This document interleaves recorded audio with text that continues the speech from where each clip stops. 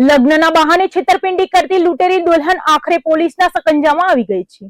સુરતની ચોકબજાર પોલીસે 3 વર્ષથી નાસ્તી ફરતી મુખ્ય મહિલા આરોપીને મહારાષ્ટ્રના નાસિકથી ઝડપી પાડી છે। ભોળા યુવકોને લગ્નની જાળમાં ફસાવીને રોકડ અને દાગીના પડાવીને ફરાર થતી આ ટોળકીના 3 સાગરીતો અગાઉ પકડાઈ ચૂક્યા છે, પરંતુ મુખ્ય સૂત્રધાર એવી કવિતા વાઘ પોલીસને સતત થાપ આપી રહી હતી।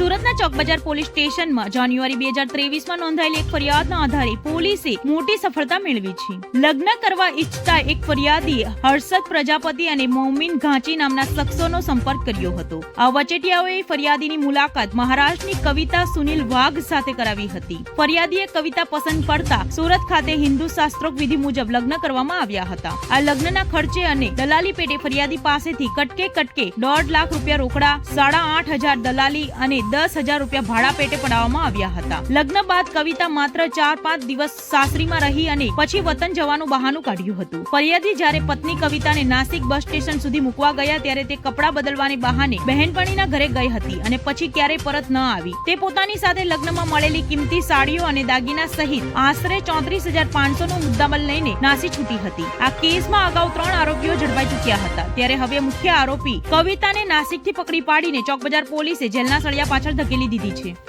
સુરતના રાજકારણમાં ફરી એકવાર ગરમાવો જોવા મળ્યો છે, પરંતુ આ વખતે કોઈ આક્ષેપબાજીને કારણે નહીં, પરંતુ બે વિરોધી પક્ષના નેતાઓની નિકટતાને કારણે। ભાજપના દિગ્ગજ નેતા જયેશ રાદડિયા અને આમ આદમી પાર્ટીના નેતા ગોપાલ ઇટાલિયા ફરી એકવાર એક જ મંચ પર અને એક જ સોફા પર ગુપ્તગુ કરતા કેમેરામાં કેદ થયા છે। સુરતમાં યોજાયેલા એક સમૂહ લગ્નોત્સવમાં આ બંને નેતાઓ વચ્ચેની આત્મીયતા જોઈને રાજકીય વિશ્લેષણોમાં અનેક તર્ક વિતર્ક શરૂ થયા છે। સુરતના પૂણા વલથાણ રોડ પર આવેલા રામાયણ ફાર્મ ખાતે આજે ભક્તિ અને સેવાનો અનોખો સંગમ જોવા મળ્યો હતો। વિદ્યા વિકાસ એજ્યુકેશન એન્ડ ચેરિટેબલ ટ્રસ્ટ દ્વારા 141 દીકરીઓના સર્વજ્ઞાતિ શાહી સમૂહ લગ્નોત્સવ યોજાયો હતો। આ શુભ પ્રસંગે અનેક મહાનુભાવ હાજર રહ્યા હતા, પરંતુ સૌની નજર સ્ટેજ પર રહેલા 2 ખાસ ચહેરાઓ પર અટકી હતી। મંચ પર ભાજપના નેતા જયેશ રાદડિયા અને આપના નેતા ગોપાલ ઇટાલિયા એક સાથે જોવા મળ્યા હતા। તેમની વચ્ચે ગઢપુર ધામના એસપી સ્વામી બિરાજમાન હતા। ત્રણેય મહાનુભાવોનું ભવ્ય સ્વાગત કરવામાં આવ્યું હતું। સ્ટેજ પર પ્રોટોકોલ મુજબ ખુરશીઓ ગોઠવાયેલી હોવા છતાં જયેશ રાદડિયા અને ગોપાલ ઇટાલિયા વચ્ચે હસતા હસતા ચાલતી વાતચીતે સૌનું ધ્યાન ખેંચ્યું હતું। કાર્યક્રમ બાદ બંને નેતાઓ એક જ સોફા પર બેસીને લાંબી ચર્ચા કરતા જોવા મળ્યા હતા। નોંધનીય છે કે થોડા દિવસો પહેલા પણ આ બંને નેતાઓ એકબીજાને ભેટીને વાતચીત કરતા કેમેરામાં કેદ થયા હતા અને હવે ફરી એકવાર તેમની આ જુગલબંધી સુરતના રાજકારણમાં ચર્ચાનો વિષય બન્યું છે। શું આ માત્ર શિષ્ટાચાર છે કે પછી કોઈ નવા રાજકીય સમીકરણોના સંકેત, તે તો આવનારો સમય બતાવશે। સુરતની એએમએનએસ કંપનીમાં થયેલી હિંસક તોડફોડ અને આગજનીની ઘટના બાદ હવે પરિસ્થિતિ ધીમે ધીમે થાણે પડી રહી છે। પોલીસ પ્રશાસન દ્વારા લેવામાં આવેલા માનવીય અભિગમે કામદારોના દિલ જીતી લીધા છે। હિંસા બાદ સર્જાયેલી અજપાભરી શાંતિ વચ્ચે આજે પોલીસે અલગ અલગ કોલોનીમાં ફૂટ પેટ્રોલિંગ કર્યું હતું અને કામદારો સાથે સીધો સંવાદ સાધ્યો હતો।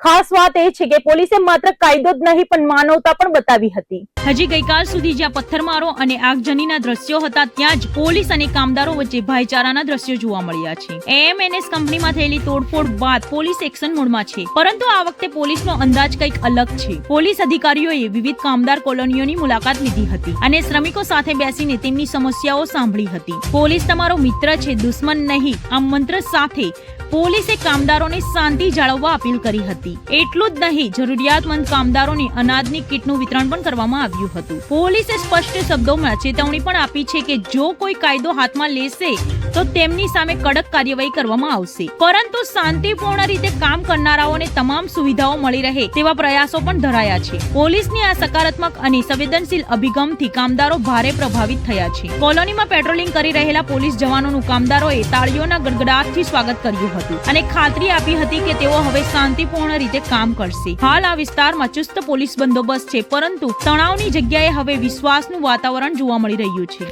સુરત અને તાપી જિલ્લાના લાખો પશુપાલકો માટે હોળી દિવાળી જેવા ખુશીના સમાચાર સામે આવ્યા છે। સુમુલ ડેરી દ્વારા દૂધના ખરીદ ભાવમાં ધરખમ વધારો કરવાની જાહેરાત કરવામાં આવી છે। ગાય અને ભેંસના દૂધના કિલો પેટે ભાવ વધતા હવે પશુપાલકોની આવકમાં મોટો ઉછાળો આવશે।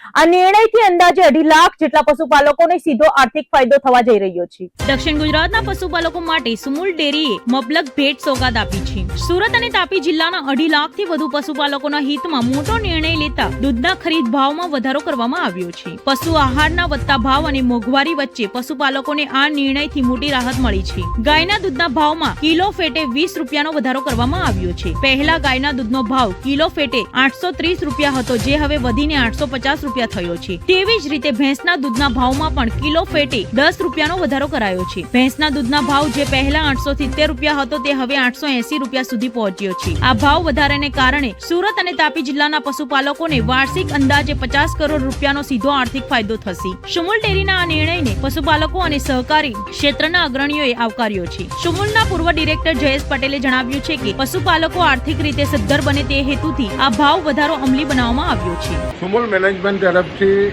ખાસ કરીને સુરત અને તાપી જિલ્લાના આજે સુમુલ સાથે 2.5 લાખ પશુપાલકો જોડાયા છે। એને જ્યારે આજે હોળી અને ધૂળેટીનો તહેવાર શરૂઆત થઈ ગઈ છે, એ દિવસોમાં દૂધ અને ખાસ કરીને ભેંસ અને ગાયના દૂધના ભાવમાં વધારો કરવામાં આવ્યો છે। વાત કરીએ ગાયના દૂધની તો જે 830 રૂપિયા કિલો ખાતા હતા એમાં 20 રૂપિયા વધારીને 850 રૂપિયા કરવામાં આવ્યા છે।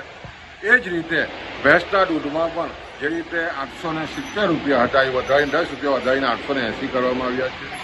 એ સ્વાભાવિક છે કે પશુપાલકોમાં રાજીપો છે અને આ દૂધ વધારાને કારણે સુમુલ ડેરીએ વર્ષે દિવસે લગભગ પશુપાલકોને 50 કરોડથી પણ વધારાની આમદની મળવાની છે અને મહિને લગભગ 4 કરોડની આમદની મળવાની છે। જે રીતે આ વર્ષે માવઠાઓ થયા અને ખાસ કરીને ઘાસચારો ખૂબ જ મોંઘો થયો છે, ઉત્પાદન ખર્ચો જે દૂધનો વધ્યો છે, એવા સમયે જે આ દૂધનો વધારો છે, ભાવનો વધારો છે, એને કારણે પશુપાલકોમાં ખૂબ જ રાજીપો છે અને આને કારણે આવનાર દિવસોમાં દૂધ ઉત્પાદનને ખૂબ જ મોટો વેગ મળવાનો છે। સુરતના પાંડેસરા વિસ્તારમાં માનવતા મેકી ઉઠી છે।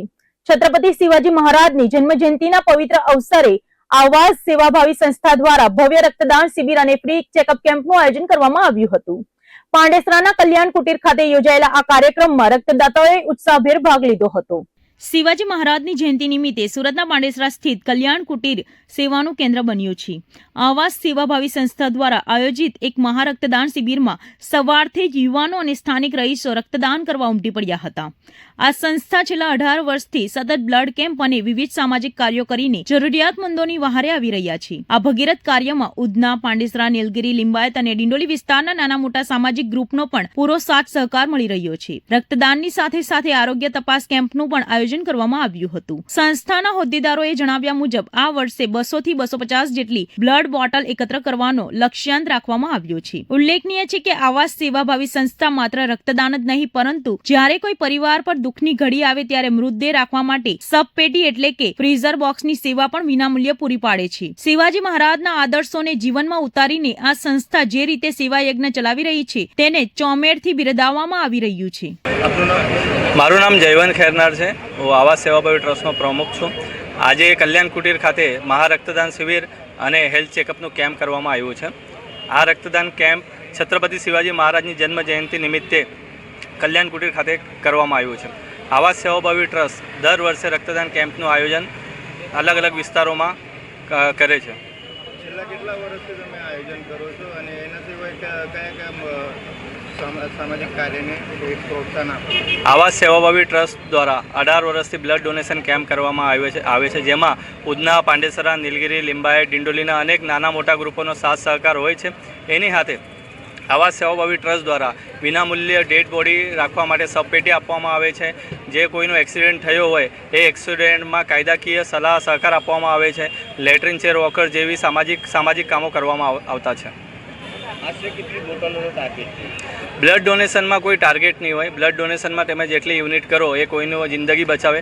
સ્વૈચ્છિક રક્તદાતાઓ અત્યાર સુધી 108 જેવી થઈ ગઈ છે અને 4 વાગ્યા સુધીનું દરેક રક્તદાતાઓને અમને સમય આપ્યો છે। જેવી રીતે આ લોકો રક્તદાન કરે છે તો 200-250 જેવી યુનિટ આજે કલેક્ટ થઈ શકે છે।